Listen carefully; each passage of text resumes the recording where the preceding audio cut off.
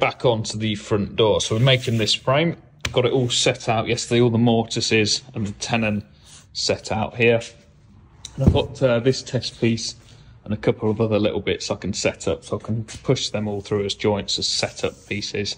You want to do anything like this where it's a little bit tricky or difficult or different, you want plenty of pattern pieces, so similar size bits of wood to what you're actually making the frame from, but that you can use to set up the machines at the different stages of the process, because there'll be all different joints and stuff. So you want to push plenty through when you're tenoning them and stuff, so you've got plenty of options down the line. So this isn't going to fit in my tenoning machine, so I've got to cut all these joints on the bandsaw, cut down the tenon on the bandsaw, and then cut the shoulders square on the crosscut saw. Setting out I went through in the last video, but I don't know if I included it, so just a quick run through. The width of the tenon from there to there is to suit the rebate on the door side, and then the width of the tenon from there to there is to suit the rebate on the glazing side of the frame.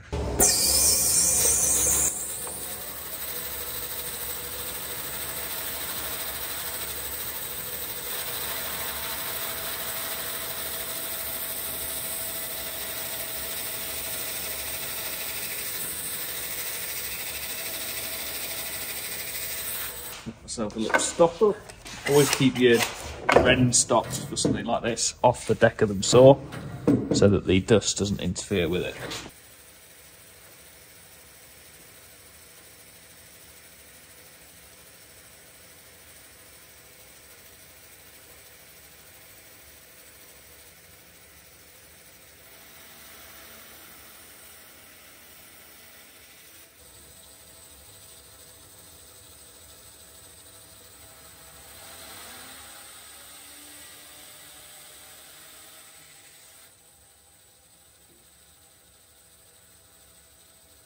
Right, one side is cut, we can slide the saw over. What I've done in the past is I've cut this shoulder, and if you clamp a piece of timber on to the fence here, you can get a consistent width tenon. But because this mortise is wider than any chisel I've got, it doesn't really matter that I move the saw. Whereas if you work out what thickness this piece of wood needs to be to suit, say, a 16mm mortise chisel, you can just keep hold of that piece of wood, and then every time you set up a tenon like this, you do one down this side in the position you want it, add that piece of wood, and that'll give you a perfect 16mm tenon every time.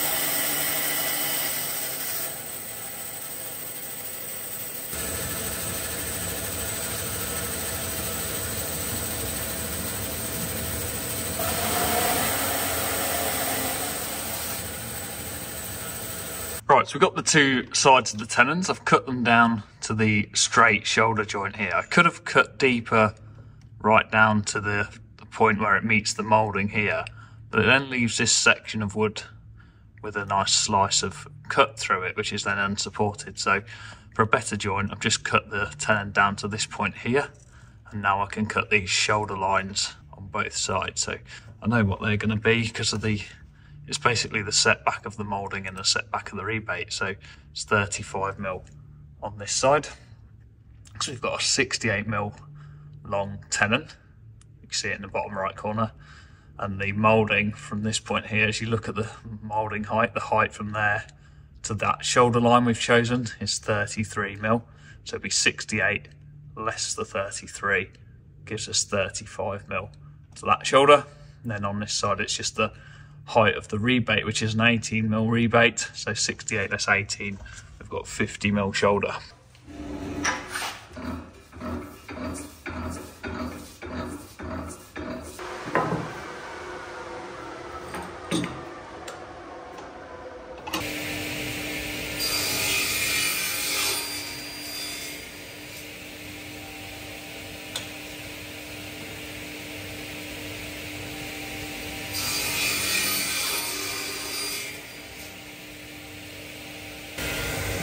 so big, the other saw's in the way.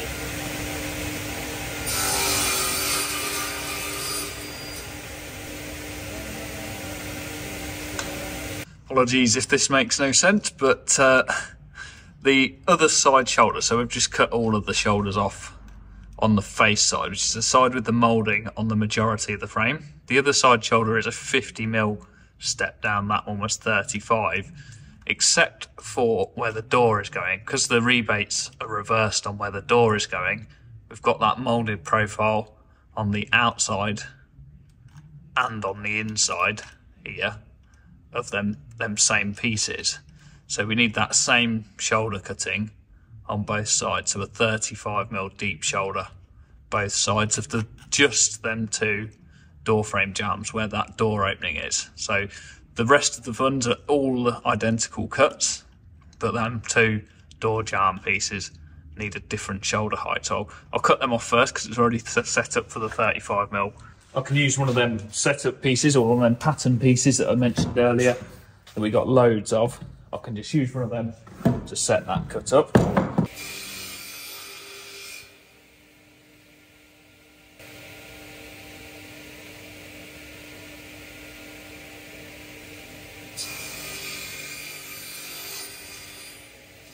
Then that other shoulder is set at the 50mm tenon length for then rebates.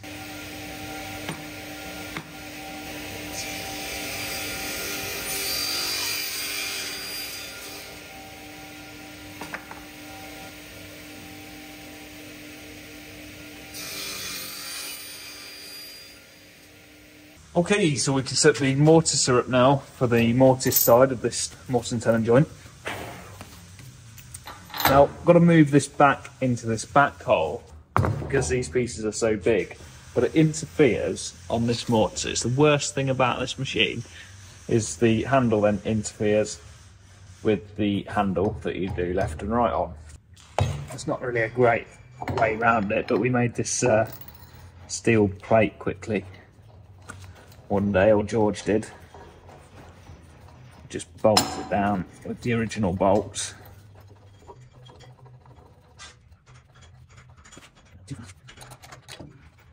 Like so. And if I bolt that on there, just have to have a wider piece of timber between the two.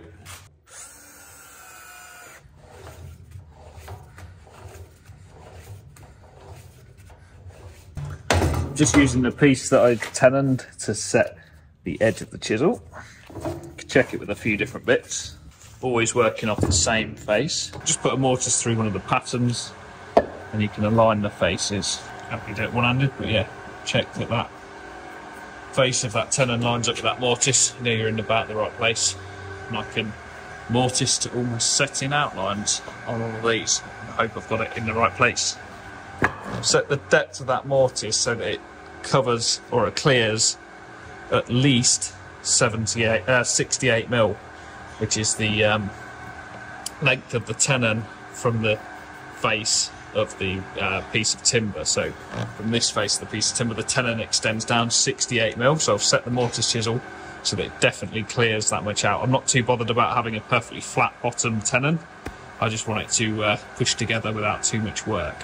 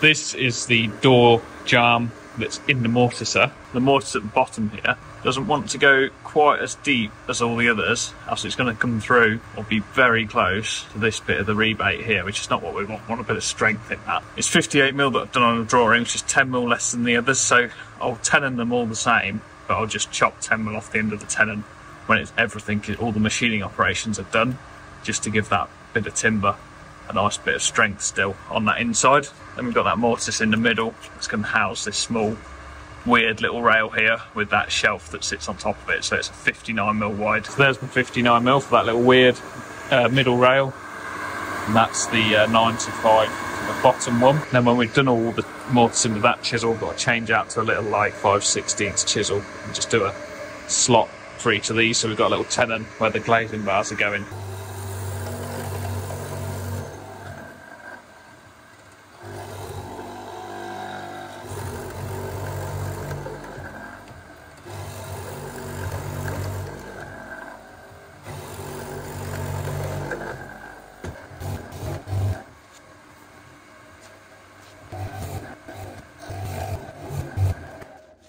Right, so let's move that mortise over to double the thickness. Well, that sucks, and probably should have checked it before I started, but the machine doesn't, the bed doesn't traverse enough backwards to machine it all from the face. I'm going to have to machine it with the face away from the front, so I have a few inaccurate tenons, I think, slightly. It's going to cause me pain later on.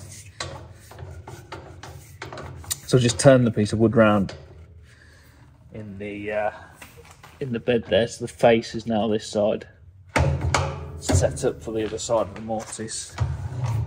Off the back edge, which sucks. It's not good.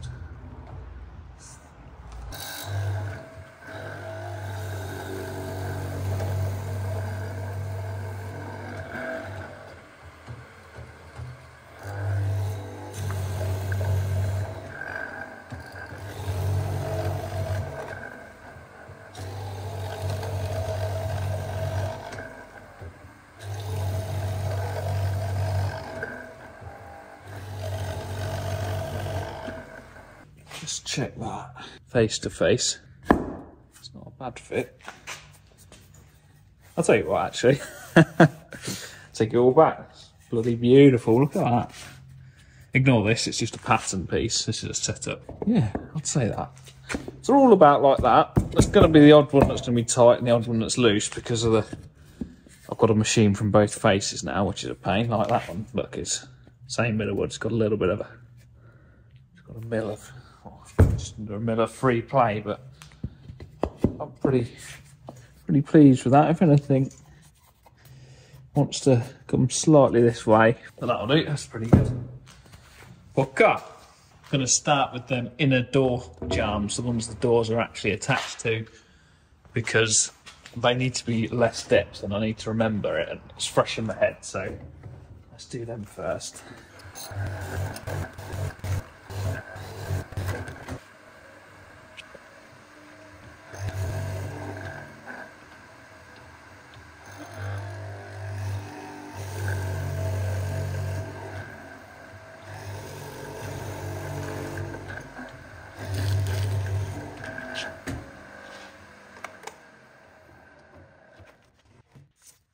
Found with these big timbers, turn the mortiser off, because if you make a mistake and it dives up into the chisel, it only makes a small stab mark instead of a really big mess of it. Before I take that 60mm bit out, the mortiser, these little fake top rails to align with the door so the glass size remains the same, I'm going to mortise and tenon them in to these uprights as well.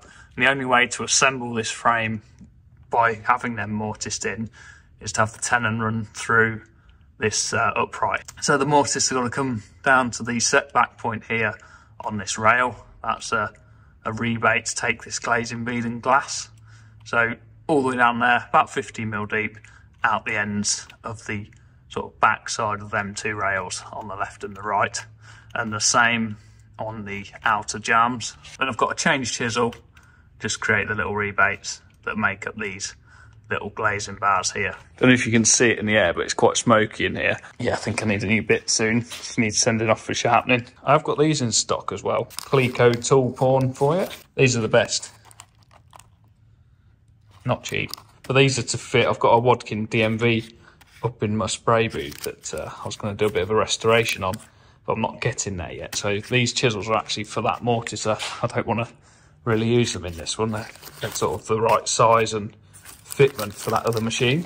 So these are the door jambs, and this is the back edge because they're the mortise holes for the little side lights. So that's my setting out. I don't know if you remember from the other video.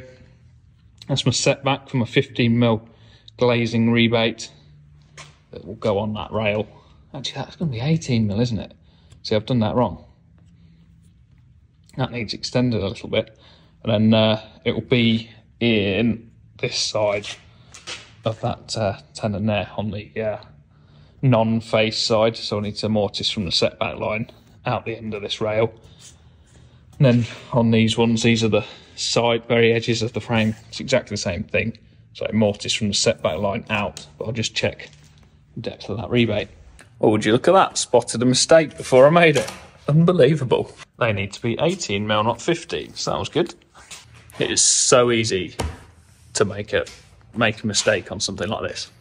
So easy. You have to really concentrate. Although that one wouldn't have been too bad because it would have just been a 3mm gap in the rebate. It's in the setback anyway, so it would have just been a little gap in the glazing rebate.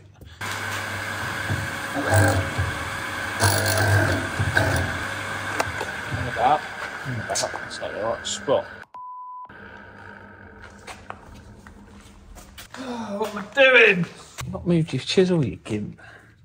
It's going to be a big hole now, that is, in a finished bit of joinery. Nasty.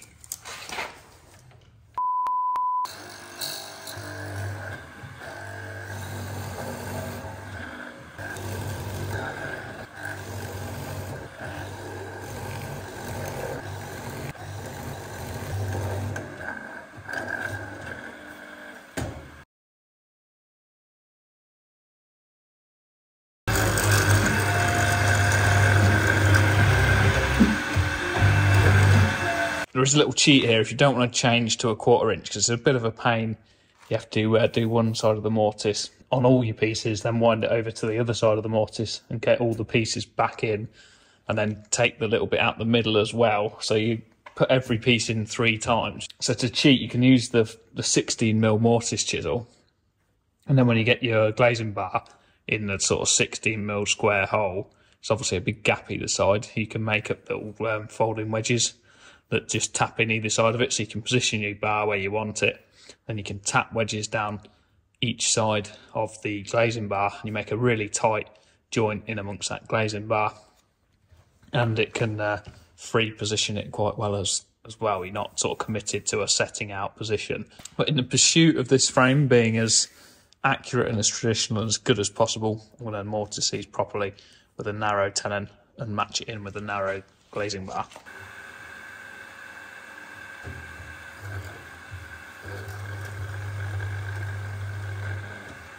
There you go, that is hopefully all the mortising done.